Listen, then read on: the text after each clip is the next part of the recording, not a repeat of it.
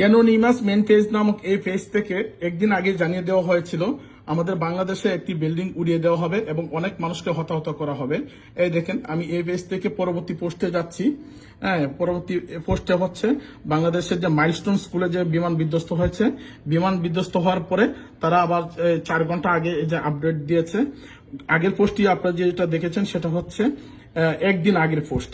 তারা 4 ঘন্টা আগে আপডেট দিয়েছে এবং তাদের পেজে হচ্ছে এরকম অসংখ্য আপডেট আছে। তারা স্বীকার করে নিয়েছে যে তাদের তথ্য সঠিক ছিল।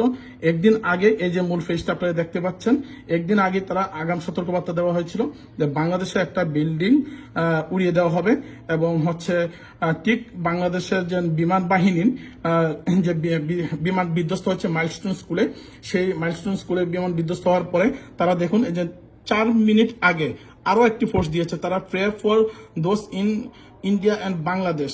হ্যাঁ, তারা আরো একটা সতর্ক বার্তা দিয়েছে যে বাংলাদেশে হাসপাতাল অথবা হচ্ছে রেস্টুরেন্টেও হামলা করা হবে। এবং তারা একদিন আগে কিন্তু আমাদের ওদের যে পেজ, সেই পেজে হচ্ছে সতর্ক বার্তা দিয়েছিল। আজকে আবারও সতর্ক বার্তা দিয়েছে, দেখেছেন হাসপাতাল অথবা রেস্টুরেন্টে হামলা হবে। ইতিমধ্যে কিন্তু মাইলস্টোন স্কুলে হামলা করে হচ্ছে শত শত শিশুদের, স্কুল ছাত্রছাত্রীদের হত্যা করা হয়েছে।